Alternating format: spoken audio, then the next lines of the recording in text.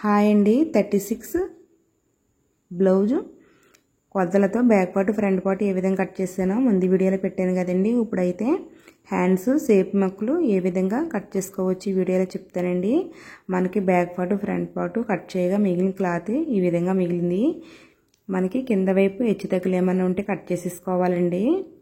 ఇదైతే నాకు double folding మీద ఉన్నది చూసారు కదా. మనకి ఓపెన్ సైడ్ నాకు ఆపోజిట్ సైడ్, క్లోజ్ సైడ్ నా సైడ్ ఉందండి. మళ్ళీ దీన్ని ఇంకో ఫోల్డింగ్ వేసుకున్నాను చూసారా.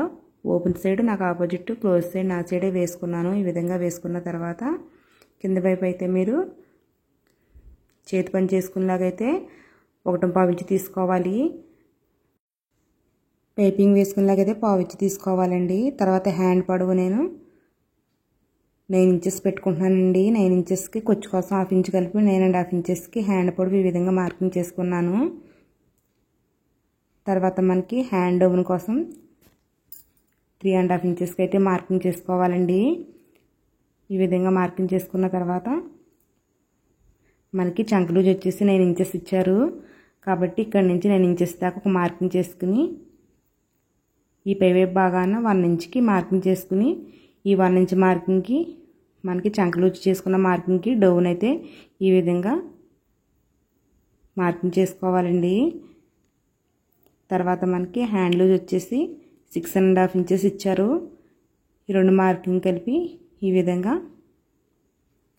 లైన్స్ అయితే కొట్టుకోవాలండి. ఇది మనకి హ్యాండ్ లూజ్ మార్కింగ్ అండి.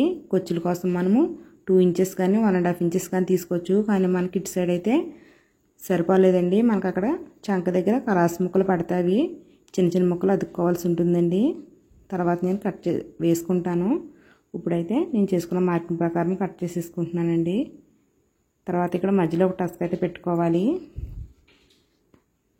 మనకి చంక దగ్గర అతుకులు పడతాను కదండి, ఆ వాటిని నేను ఏ విధంగా తీసుకుంటానంటే మనం హ్యాండ్ కట్ చేసినప్పుడు షేప్ ఈ విధంగా వస్తుంది కదా, ఆ పైవైపు బాగానే వచ్చిన పీసులను అయితే ఈ విధంగా కట్ చేసేసుకుని నేను వేసేసుకుంటానండి. ఇవైతే కరెక్ట్గా సరిపోతాయి మనకి. ఈ విధంగా కూడా తీసుకోవచ్చు. తర్వాత మీరు చంక డౌన్ కోసం 1 ఇంచ్కి ఒక మార్కింగ్ చేసుకోండి. ఇక్కడ చంక లూజ్ దగ్గర ఒక మార్కింగ్ పెట్టుకున్నాం కదండి, ఆ మార్కింగ్ దగ్గర నుంచి 1 ఇంచ్ మార్కింగ్ పెట్టుకున్నాం కదా, అక్కడ దాకా ఈ విధంగా కొంచెం లోతు అయితే తీసుకోవాలి. మీరు చిన్న సైజు బ్లౌజులకి అయితే 1/2 ఇంచు, పెద్ద సైజు బ్లౌజులకి అయితే 3/4 ఇంచు లోతు తీసుకోవాల్సి ఉంటుందండి. మీకు ఫ్రంట్ పార్ట్ ఉగ్గులు ఎక్కువగా వస్తున్నాయి అన్నప్పుడు, అంటే ముడతల కింద వస్తుంది చంక దగ్గర అన్నప్పుడు 3/4 ఇంచు అంటే 1/2 ఇంచు కంటే ఎక్కువ, 1 ఇంచు కంటే తక్కువ తీసుకోవాలన్నమాట. అటువంటిప్పుడు మీకు ఆ ముడతలు తగ్గుతాయండి. ఈ విధంగా హ్యాండ్ డౌన్ తీసుకోవాలండి. తర్వాత సేమ్ ముక్కల్ని ఏ విధంగా కట్ చేసుకోవచ్చో చెప్తానండి. మనం కట్ చేసుకున్న పీసుల్లో ఈ విధంగా 2 పీసులను అయితే తీసుకున్నాను చూసారు కదా. ఇవి 2 పీసులు అండి. ఇవి పొడవు వచ్చేసి మనము బ్యాక్ పార్ట్ 12 ఇంచెస్ పెట్టుకున్నాం కదండి. బ్యాక్ పార్ట్ ఆ 12 ఇంచెస్లో 1 ఇంచ్ తగ్గించి 11 ఇంచెస్కి పెట్టుకుంటే సరిపోతుంది. మీరు బ్యాక్ పార్ట్ ఎంత వెడల్పు పెట్టుకున్నారో అంత కూడా పెట్టేసుకున్నా పర్వాలేదు, 1 ఇంచ్ తగ్గించి పెట్టుకున్నా సరే కరెక్ట్గా సరిపోతుందండి. తర్వాత మనకి కుట్టిన తర్వాత 3 ఇంచెస్ ఇటు సైడు 2.5 ఇంచెస్ రావాలి. కొచ్చుల కోసం 3/4 ఇంచు మార్కింగ్ చేసుకుంటున్నానండి. ఈ 2 మార్కింగ్లకి ఈ విధంగా లైన్ అయితే కొట్టుకోవాలి. చెస్ట్ ఎక్కువగా ఉన్న వాళ్ళు అయితే 1 ఇంచు, తక్కువగా ఉన్న వాళ్ళు అయితే 1/2 ఇంచుకి ఈ విధంగా డౌన్ మార్కింగ్ చేసుకున్నామంటే మనకి చెస్ట్ షేప్ బాగుంటుందండి. ఈ విధంగా మార్కింగ్ చేసుకుని కట్ చేసేసుకోవడమే చూసారు కదా. అలాగే మనకి ఉక్సులు పెట్టి కాజా పెట్టి సైడ్ జాయింట్ చేసుకోవడం కోసం ఒక ఆనవాలుగా చిన్న టస్క్ అయితే పెట్టుకోండి. ఈ విధంగా షేప్ ముక్కలు అయితే కట్ చేసుకుని పక్కన పెట్టేసుకోవచ్చండి. ఇదైతే లైనింగ్ బ్లౌజు. నేను ఇప్పుడు దాకా లైనింగ్ కట్ చేశాను. ఇప్పుడైతే బ్లౌజ్ పీస్ మీద ఈ విధంగా వేసుకుని కట్ చేసుకుంటానండి. నేను మీకు సింపుల్గా అర్థం అవ్వడం కోసము కొంచెం ఈజీ పద్ధతిలోనే చెప్పానండి.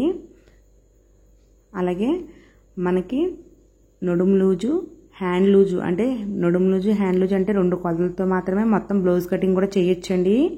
అది కూడా ఏ విధంగా చేయొచ్చో మీకు నెక్స్ట్ వీడియోలో చెప్తానండి. చాలామందికి కొలతలు ఎక్కువగా చెప్తుంటే అర్థం కావట్లేదు అంటున్నారు అనేసి నేను ఈ విధంగా సింపుల్గా చెప్పానండి. అలాగే మీకు నెక్స్ట్ వీడియోలో మొత్తం కొలతలతో బ్లౌజ్ అయితే ఏ విధంగా కట్ చేసుకోవచ్చో, ఏ సైజు వరకు ఎలా పెట్టుకోవచ్చో కూడా మీకు నెక్స్ట్ వీడియోలో కూడా చెప్తానండి. మీకు కనుక ఇంకా కటింగ్లో కానీ స్టిచ్చింగ్లో కానీ డౌట్స్ ఉంటే కామెంట్ బాక్స్లో పెట్టండి, తప్పకుండా రిప్లై ఇస్తాను. ఈ విధంగా హ్యాండ్స్ కూడా కట్ చేసేసుకుంటున్నాను. తర్వాత మనం ఫ్రంట్ పార్ట్ కూడా బ్లౌజ్ పీస్ మీద వేసుకుని కట్ చేసుకోవచ్చండి. చూసారు కదా, మనకి బ్యాక్ పార్ట్ హ్యాండ్స్ కట్ చేయగా క్లాత్ అయితే ఈ విధంగా మిగిలింది. కొంచెం బ్లౌజ్ పీస్ అయితే ఇది కొంచెం తేడాగా ఉందండి. నేను ఇస్త్రీ చేసే వేసాను, అయినా సరే బేగా నలిగిపోయినట్టుగా అయిపోతుంది. ఒక్కొక్క క్లాత్లు కొంచెం తేడాగా ఉంటాయి కదండి. ఈ క్లాత్ కూడా కొంచెం తేడాగా ఉంది. చూసారు కదా, నేను కట్ చేసుకున్న లైనింగ్ని అయితే ఈ విధంగా మార్చి వేసుకున్నాను. మనకి ఎటు వీలుగా ఉంటే అటు వీలుగా వేసుకోవచ్చు, కానీ క్రాస్గా మట్టుకు వేసుకోవాలి. చూసారు కదా, ఈ విధంగా కట్ చేసేసుకున్నానండి ఫ్రంట్ పార్ట్ కూడాని.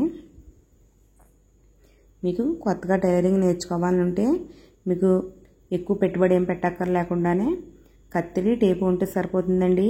అలాగే బ్లౌజ్ పీసులు కూడా వేస్ట్ చేయక్కర్లేకుండానే మీ అమ్మగారు అలాగా కాటన్ చీర ఉంటే వాళ్ళ కాటన్ చీరని గంజి పెట్టి ఆరేసుకుని బ్లౌజ్ పీసుల్లా కట్ చేసుకుని మీటర్ బ్లౌజ్ పీసులు కట్ చేసుకుని ఈ విధంగా మీరు కటింగ్ ట్రై చేయవచ్చు.